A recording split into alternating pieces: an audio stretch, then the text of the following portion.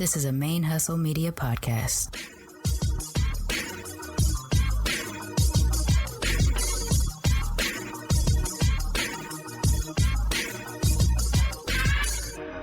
Hello and welcome to the show. My name is Jackie O and you're listening to Militantly Mixed.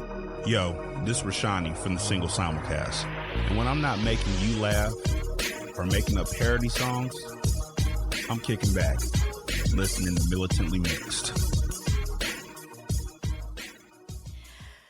Konnichiwa, what's up, cousins? Welcome to Militantly Mixed, the podcast about race and identity from the mixed race perspective. I am your Sir Auntie, Sharmane Fury, and I've just gotten back from San Francisco, where I participated in the Mixed Asian Day that I've been talking about on this show for the last few weeks. And I just want to say, if you haven't been following the social media, the cup is overflowing. I feel so cared for, energized, light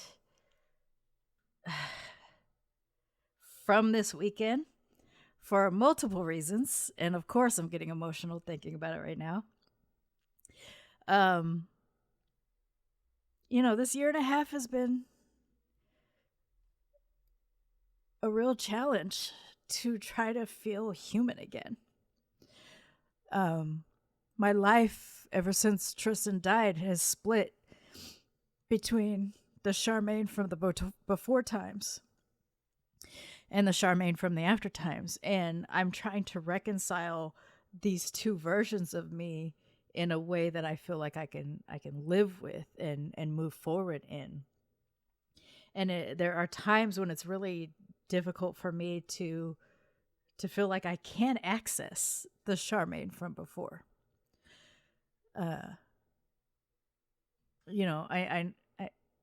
Grief is just so altering. I don't know how else to say it. It's just so altering. So it is tough sometimes to touch the Sharmane from before.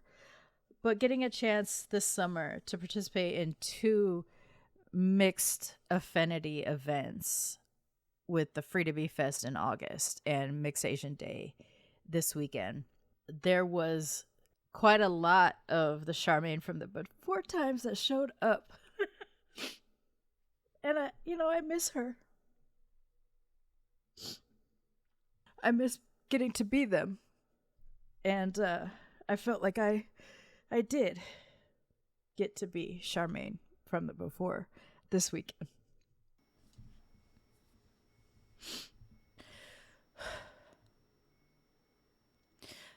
I said last week that I was going to try to record like my experience and feelings of the day to release, and that I had hoped I would get a chance to sit down with Alex Chester-Iwata from Mixed Asian Day to kind of do like a post-event chat.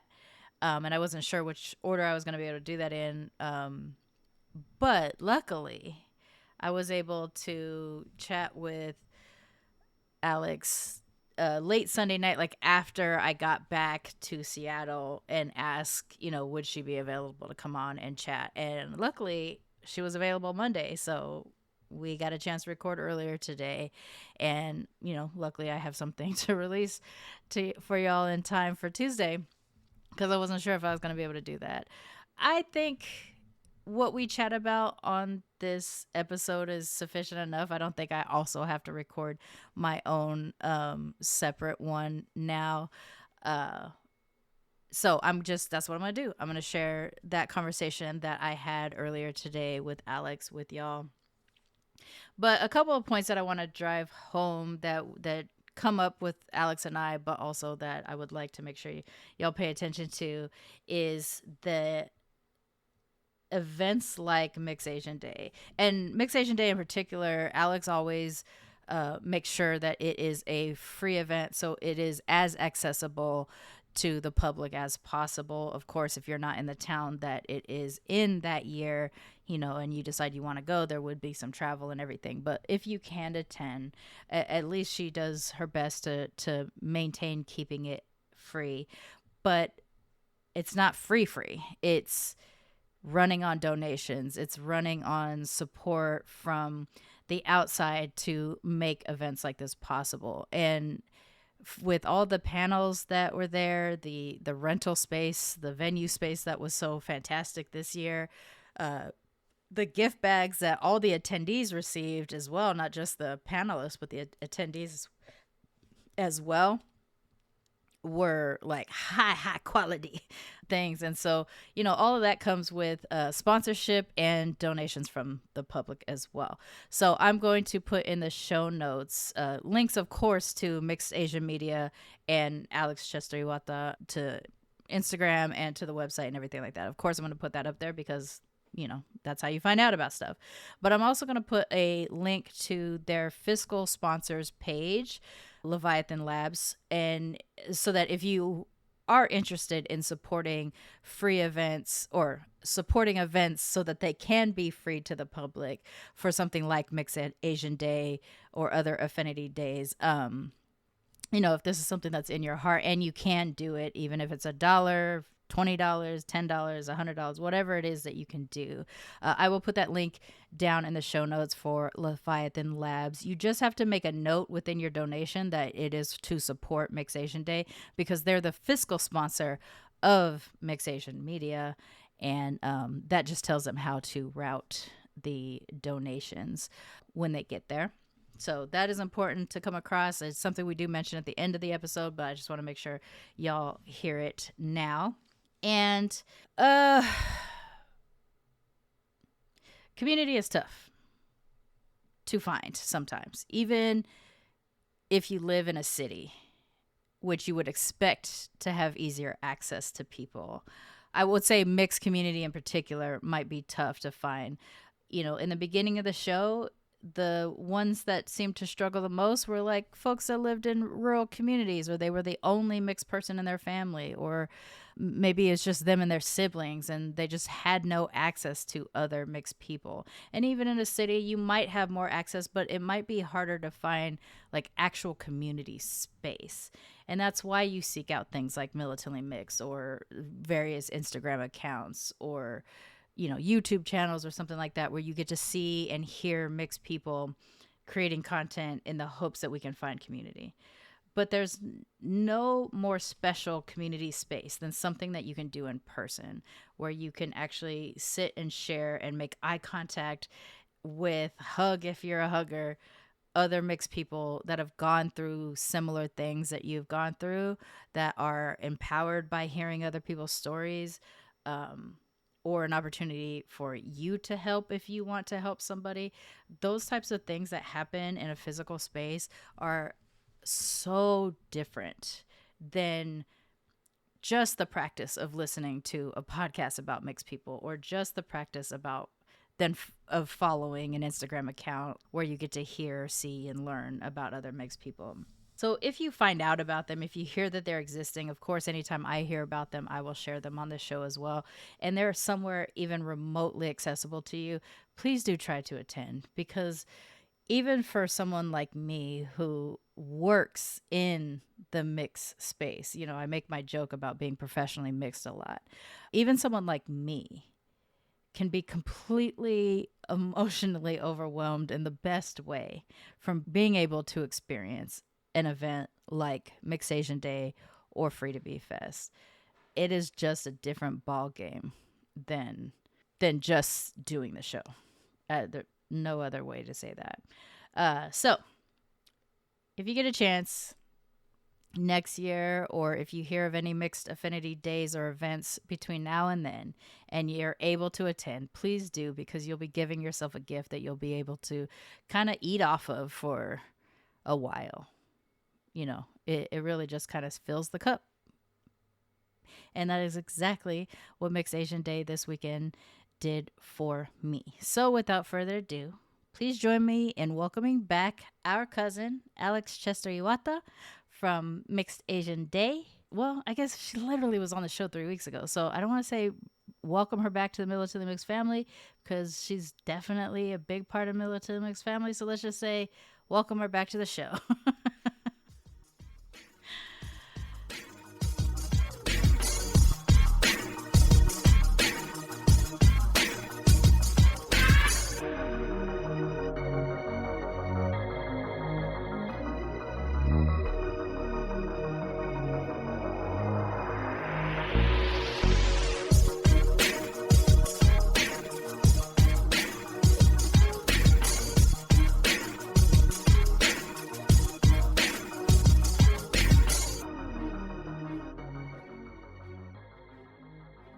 I am again joined by one of my professionally mixed cousins, Alex Chester-Iwata from Mixed Asian Media. We just spent the weekend together in San Francisco at Mixed Asian Day, the third annual Mixed Asian Day, and had a fucking blast. I know Yes. perspective-wise, it might have been both a blast and a complete stressful ball of for you. But I wanted to bring you back so we can kind of debrief on the day and share everything we want to share so that folks are encouraged to come next year too. Yeah. It was a blast. But It was yes, really good. But I was definitely stressed out in the moment and tired. But it was so worth it. Yeah. I mean, the space that you chose was brilliant. I think it was a really good space. And even though it was in Japantown specific, and you and I are both Japanese, so like we were definitely represented in the space, I still felt like it was a really inclusive place across the board for the Asian diaspora, which I think was really nice. But why don't we get into a little bit of like, how do you feel? It's been a couple of days. How do you feel? I'm really happy with it. Honestly, I haven't even looked at the photos yet. As I told you earlier, I slept over 10 hours today. It was my first good night's rest. Thank you. Definitely needed it. But I feel like really good. Like Koho Creative Hub was just it's such a gem. It's such a shining beacon of wonderfulness in Japantown, but just honestly in San Francisco itself. They are a community hub. And what I love about this specific Japantown is if you walk outside and just go into the mall and look around, it's just such a diverse crowd. It's not, you're not going to just see all Japanese or mixed Japanese. Like it is diverse. And I mean diverse with LGBTQ. I mean, just across the board. And so I think that's something that I really loved about Koho is how community oriented, and they really mean it. It's not just like, oh yeah, we're community. No, we are community. Yeah. For me, the experience of going into the Koho Creative Hub was like, it brought back the section of the mall that is usually, that in my childhood, like throughout most of my life, was like a dead part of that area. Like on the level that we were on, which is street level when you're looking at it, but when you're in the mall, it's the above, it's the upstairs. Yes. So we're always those two restaurants that were kind of across the way from each other in front of us. Mm-hmm. But all the other shops were like, sometimes there was something there, sometimes there were, they would close down a lot. And then across the way where Daiso now is, used to be a Japanese furniture, like antique furniture shop. And stuff like that. And that was the only time we would go to that side, just because we wanted to go see the furniture and everything. And I would fantasize about how I was going to have this like completely Japanese house when I grew up and stuff. But now I think with the Koho Creative, with Daiso, with the other things, like that whole side was alive again. And I was really happy to be able to see something like that, because I was always nervous. I mean, so many of the Nihon Machis have closed down or aren't considered official Japantowns anymore. But San Francisco is a really special one to me. So to see like it kind of coming back was really nice. I really think it's because of Koho and the marketplace across the way, the little flea market, OK Market, I want to call it. I can double remember what it's called, but I did see it. Yeah. They between those two hubs, I really feel like that they've been bringing in a lot of people and revitalizing that section. Yeah, it was really nice. I think you chose a really great spot. And was Susie the owner? She's like I feel like she's like the creative director or the owner. She's like the person. She's the person. She was really nice. We sat and chatted for a little while towards the end of the night and everything like that. So knowing that is a space that you can use as like a co-working space. Yeah. But also that we could continue to have events there, not just us, but other people will know that you can have events there, which is nice. And with it being in Japantown, with it being an Asian space, because she was really clear with us that it was like about the Asian diaspora to have a safe space. You do take off your shoes. We didn't, because it was a festival day, but when you go there, you do get to take off your shoes, and it's a whole like the Asian environment. I love that. I love that too. Because she usually has tatami mats everywhere, which is really nice. Great. Yeah. It's okay. I need to go back when it's like in that version. Yes. In terms of like the organizing and the planning of the event versus like what actually happened, how do you feel it all went? I think it went really smoothly. I feel like this year was probably our best year yet. I think, and that's due Three to is a lucky number for Japanese. Yes, it is. It's my favorite number. Me too. Oh, good. I think because it was at Koho and the amount of support I received for Mixed Asian Day from them was amazing. And same, we partnered with Golden Guide. So between Golden Guide and Koho, like I just had so much support. So I really just had to concentrate on curating the panels, curating our swag bags, trying to get any sponsorship we could, and then telling my graphic designer exactly what we needed done, and then posting it. So I know that sounds like a lot still, and it is, No, but then, it was. but I didn't have to do like everything else. I didn't have to do, curate the marketplace and then do the graphics of the marketplace. I didn't have to, I felt very taken care of there. While it was a lot of work, I do think it was less in a lot of ways than like the last couple of years. Even though I have to say, New York City, where we hosted our first Mixed Asian Day at Prime Produce, fantastic. Like I will happily always go back to that community hub whenever I get a chance. And that's because of Yuko Kudo there and the rest of the team. Maybe it's just the difference of a space with community in mind. I think so. Even though the goal of that space. Yeah, not to say anything bad about Terasaki Budokan from last year. Like, it was a fantastic space. They just had a lot going on because it is such a big a space. So they also had like 2 other events happening last year at the same time. And so they were just super busy. Where else here at Koho, we were the only thing happening that day. And so they could really put all their energy into Mixed Asian Day. Yeah, I think you really felt it. Honestly, there was no point of the day that didn't feel like welcoming and I'm not just like saying it because like, oh, it was a sweet day. Like it honestly, from start to finish, it just felt like a safe and healthy space for all of us. That's what I wanted. Many people. Yeah. I mean, some of the side conversations that I had, like once there was a mix between people who knew the show, knew me, and they were coming to like, oh my gosh, I want to come and talk to you, to the people that were like discovering me because I was on the panel and because I was there and everything. The mix of those people, the excitement level across the board was just, everybody talked to everybody like they were meeting a celebrity. Like, oh my gosh, you're mixed too. Oh my gosh, you're this. Like every conversation it's so cute. Was like way up here. It was so cute. Yeah.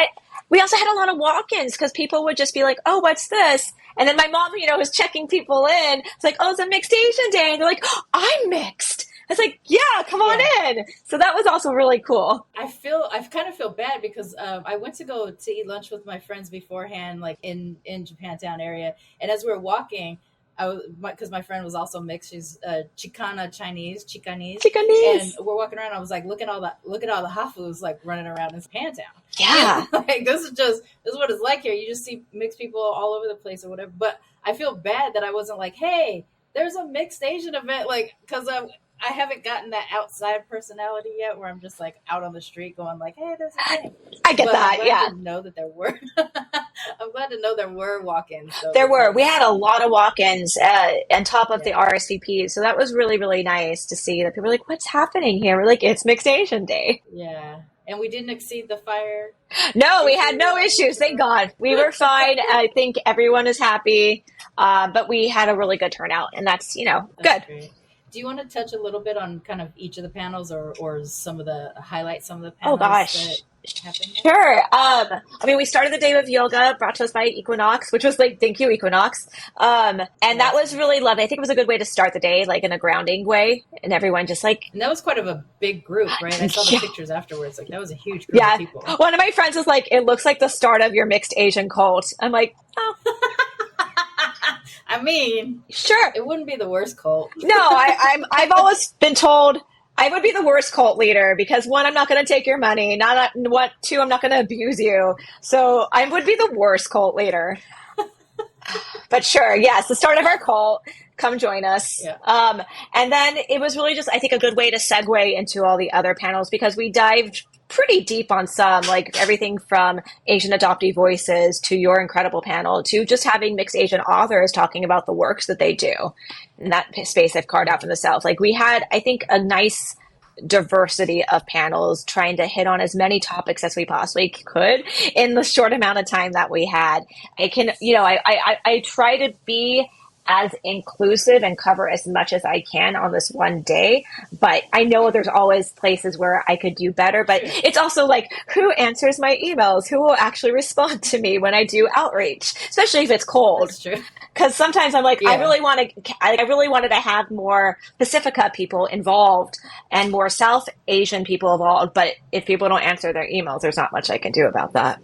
Yeah, I mean, I think that was a big part of like the panel that I created was based off of that too, because I feel like I have in the past struggled with finding people that are outside of the East Asian diaspora, because they've had their whole life being told they're not quite Asian. Yes. Like, especially if they're America based, I will say, because in the UK, it's the opposite, where the South Asians are the Asians and the East Asians are like, where are you from? It's so interesting. Like it's complete different depending on what side of the ocean you are. But like here in the States, Pacific Islanders and South Asians, and I would say Central Asians as well. Yes, very much don't get that. included in the story. And so it's been something that's been kind of needling me, because lately I have been working with a lot of South Asians. Yeah. And so I'm just like, well, why aren't you a part of the story?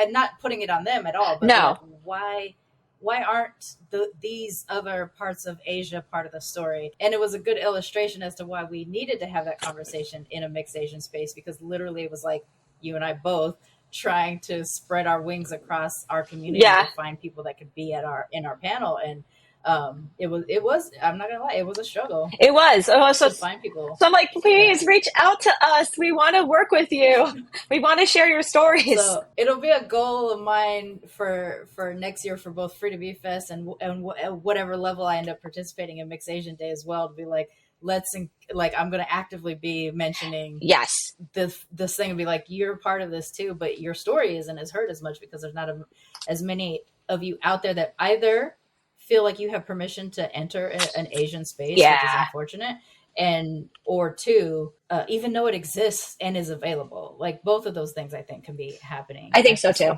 Absolutely. So in my panel, 3 out of the 4 of us were mixed Japanese.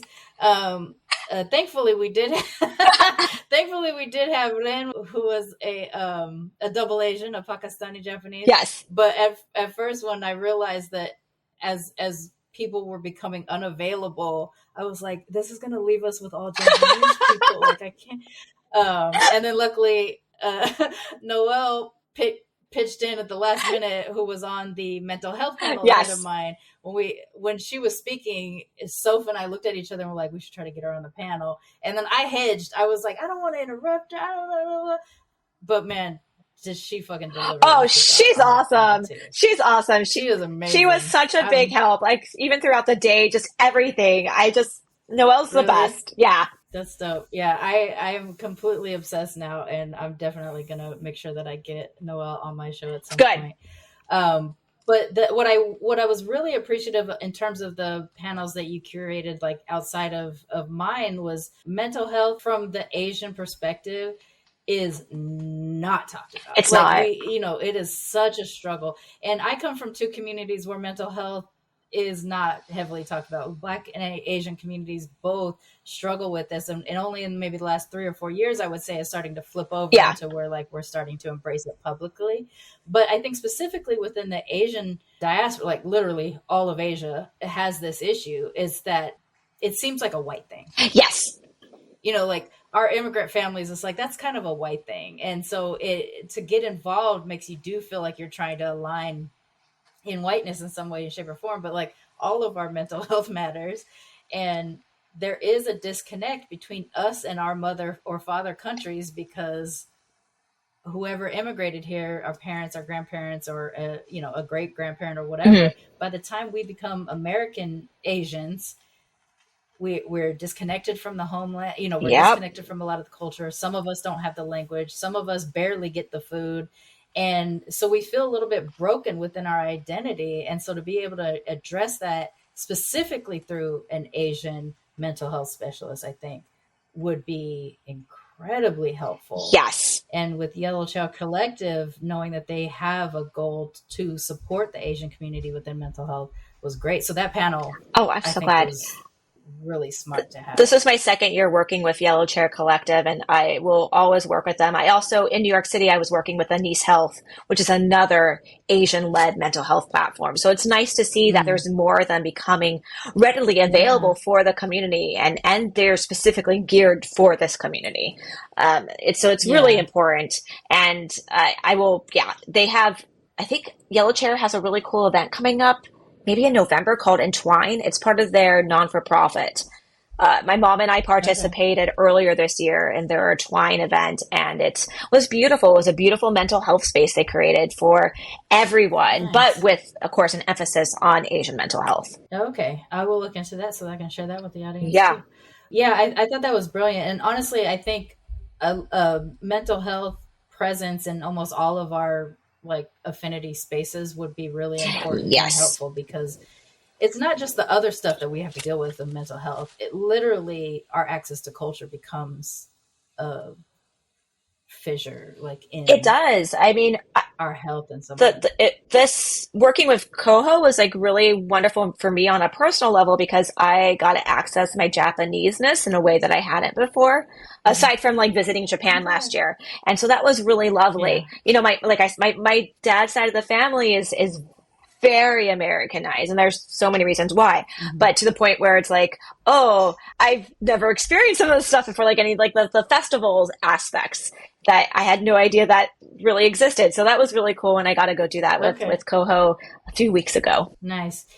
So have you ever done a cherry blossom festival? No, isn't that sad? It's so sad. Okay. No, it's okay, because first of all, San Francisco has one of the best cherry blossom festivals in the United States. It's the one I grew up going to. I am biased, but I also agree because I've been to other ones as well.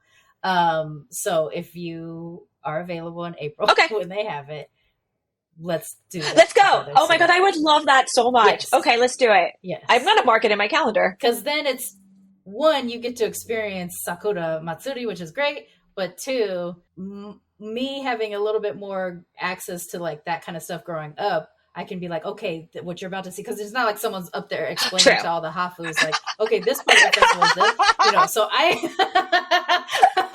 I can be there and be like, okay, this thing happens every year, and this is what. Oh my God, we could have like I would love to do charity. We could have like a little like.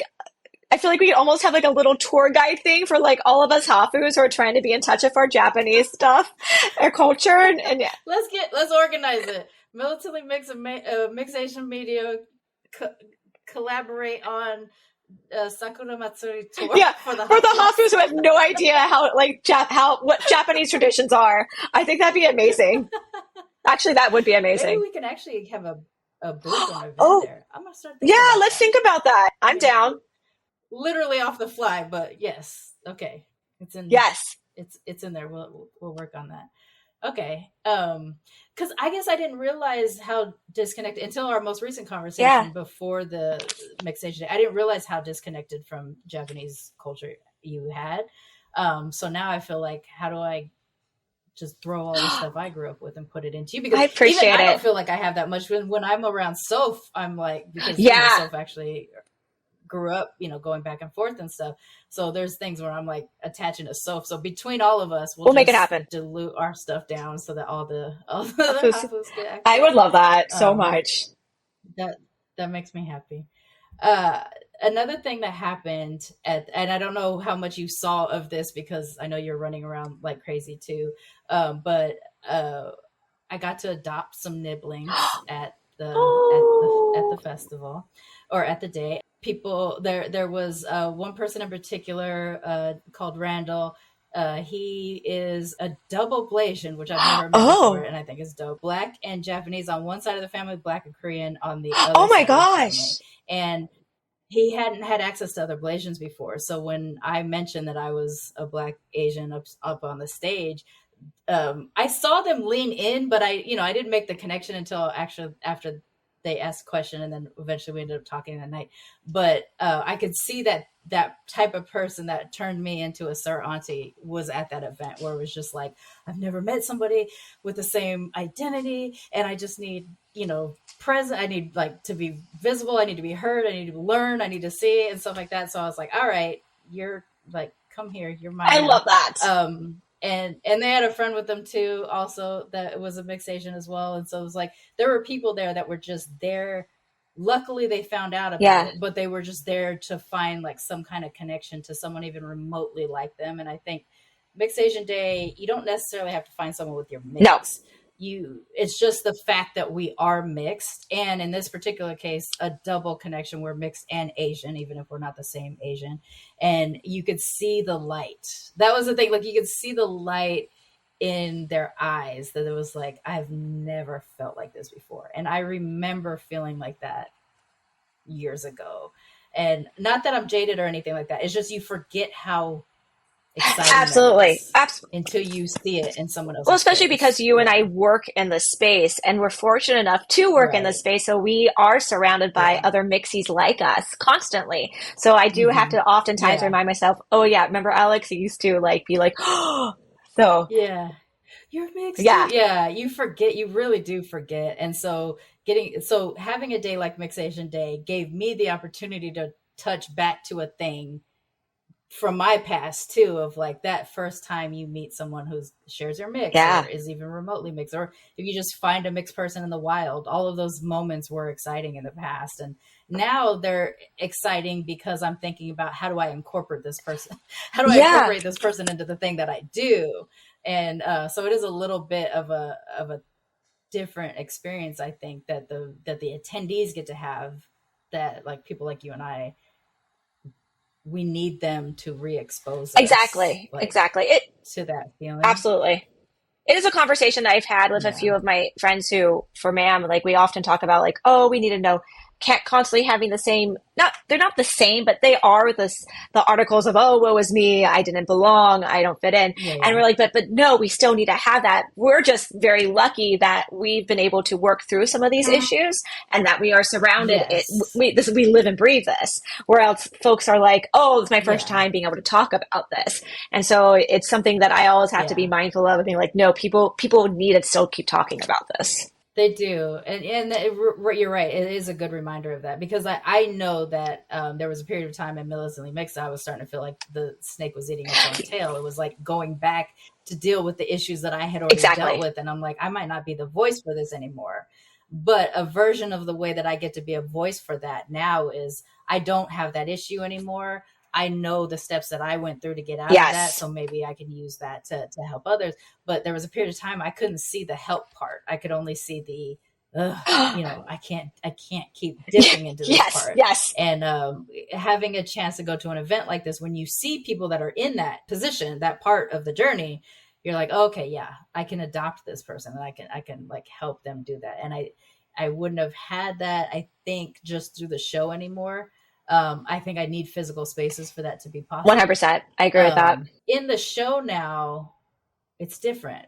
People know about it, and people have heard my voice already. So when they come to me, they already have a little bit of training. But when you encounter me at one of these events, and then I touch a point that affected him, that's how I got to have that conversation. So that's what I'm grateful. That's one of the things I am grateful about Mixed Asian Day, for like giving me a chance to connect with people. That makes me so happy. Yeah, because it wasn't just, sometimes we do these events and we tend to only connect with the other professionally mixed folks in the room. Like, we're kind of a small incestuous group. We're at everybody's thing. Absolutely.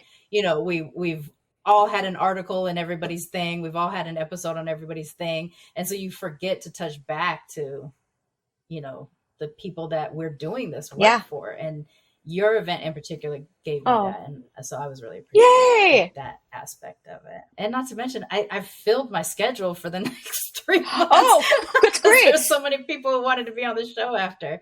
So that was great. I love that. It'll all be Mixed Asian Day related episodes coming forward, because almost everybody I have scheduled or will have scheduled, I met there.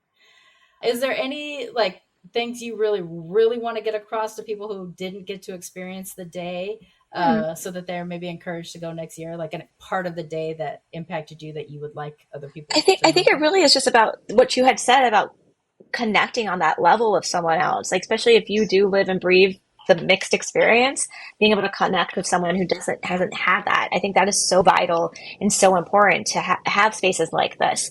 To me, it really is just comes back to the community, what the community wants, and how we can make them feel seen and heard and create safe spaces like this. And so it was, and I guess I would like to throw in, and it's so, I hate talk, like this event, I always keep free to the public. But it does take money to make it free to the public. It does. So I guess I would love to say, if it's okay, if you do have money and you want to see more of these events, you can donate to us at leviathanlab.org and just earmark the donation. No, I mean, I'll take $1, but it really does. It does take money to keep it free. I wish that it didn't. I wish I could be like, free is free, but that's not how life works here. And it might go capitalism and white supremacy. Yeah, it's not how it works. and so I just want to keep that in mind. Like, yes, it's wonderful, but we do have to have some money to at least rent out a space, and the rest follows. Yeah, I guess I wanted to just touch on that because that is really important to me. Absolutely. That we do keep these type of events free to the public. But if you are like a multimillionaire and you want to fund the whole thing, I'll happily take $50K and have events everywhere. What? It has been my fantasy that there's like some rogue mixed heiress or heir out there that like nobody knows is mixed, so they secretly want to give away all their money to a mixed organization. That's been a fantasy for many years because this work is emotional labor. It is exhausting. It's meaningful, and it is also life-giving at the same time. It is exhausting, but to continue to have to do it free is tough because like we have bills to pay, but also like the events have bills to pay. Like in my case, the show has its own. Oh, absolutely. And the stereotype that is, I believe, a stereotype for a reason. Some Asians, but I think Japanese in particular, do have this like, oh gosh, I hate to add, like I feel guilty, I feel bad, like I feel like I'm like inflicting myself on you to ask, can you help, can you donate or whatever. But it is a really important aspect of being able to keep it free because you could still be doing these events and you could be charging, but that does. It does. And I don't want that to happen. I want to make sure that everyone's able to attend. It's really important to me. There are so many events within the AAPI diaspora that are gatekept because they cost so much money, right? And I don't want to be one of those events at all. Yeah. No, I am glad. I will put a link in the show notes too, so that if people who are listening to this would like to donate. And again, and I say this for my show too, like $1 a month, $5, like the bread and butter donations are the low donations because you can get more of absolutely those. Not everybody's going to be able to drop $1,000 or $500 or even $100. You know what I'm saying? But if 100 of you dropped $100, then that's $100, and that is that really goes a long way. It does. So I will put that in the show notes so that people get a chance if they want to support it. And for any of you that might be listening that were in attendance and could also donate because you appreciate what you saw, you literally know what you would be supporting for next year.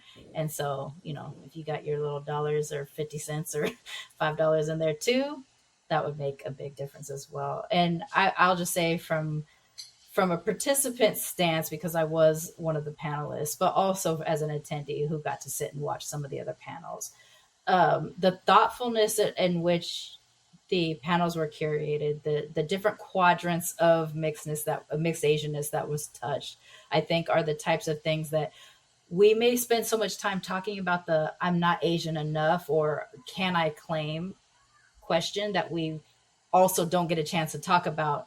Is mental health with specific Asian focus important, or is transracial adoptees, which of course there's transracial adoptees across the board, but in particular there's multiple waves of Asian transracial adoptees because of American imperialism and military and wars and things like that. So like those and authors writing from the perspective of a mixed Asian and how that impacts the way they exist in spaces and things like that. Because there was also a variety of types of writing from the authors that were on the author panel as well. Like some was nonfiction, fiction, Yeah. all, prose across the board.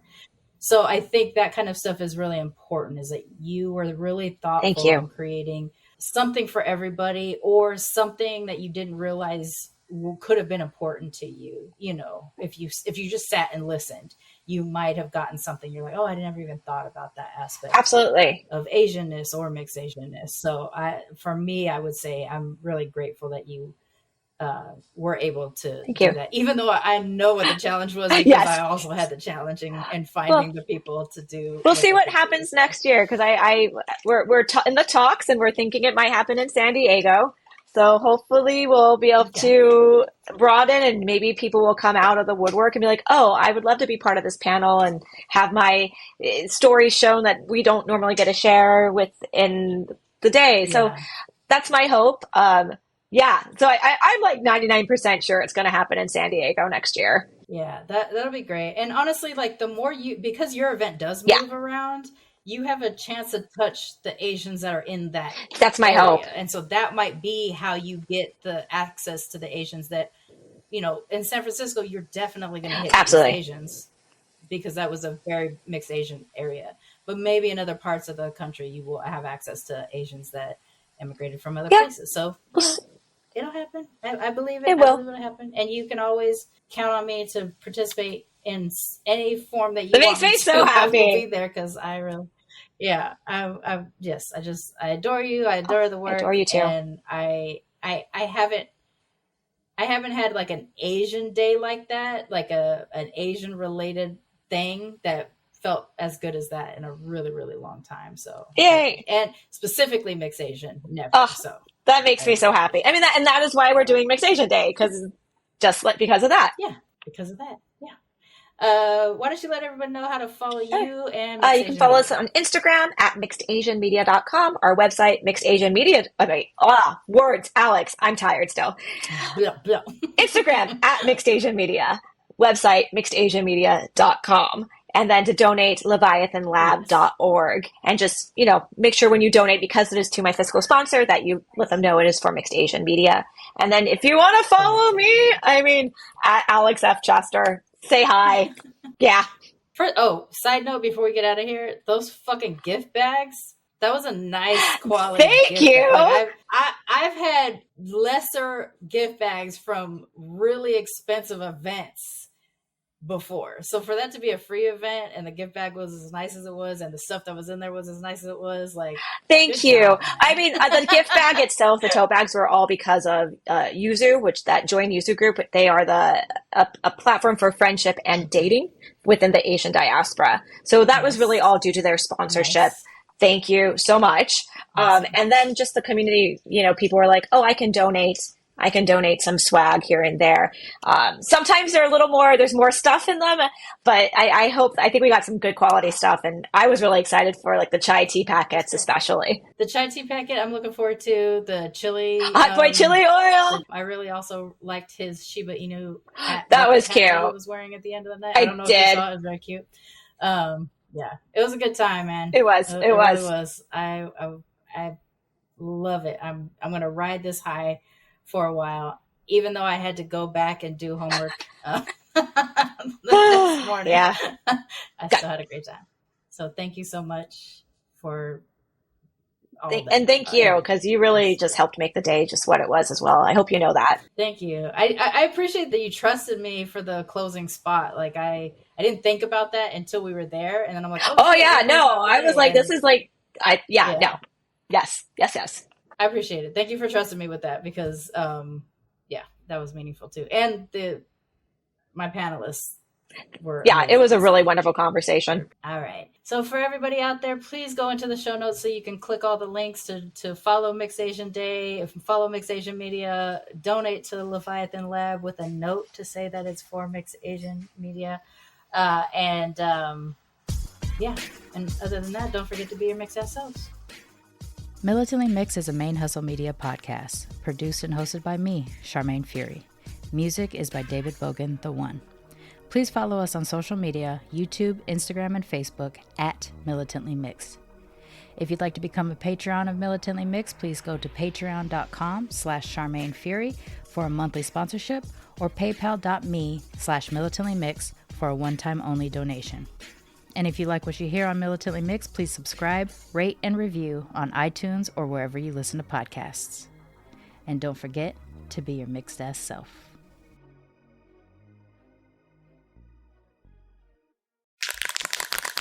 ManeHustle Media. Turn your side hustle into your main hustle.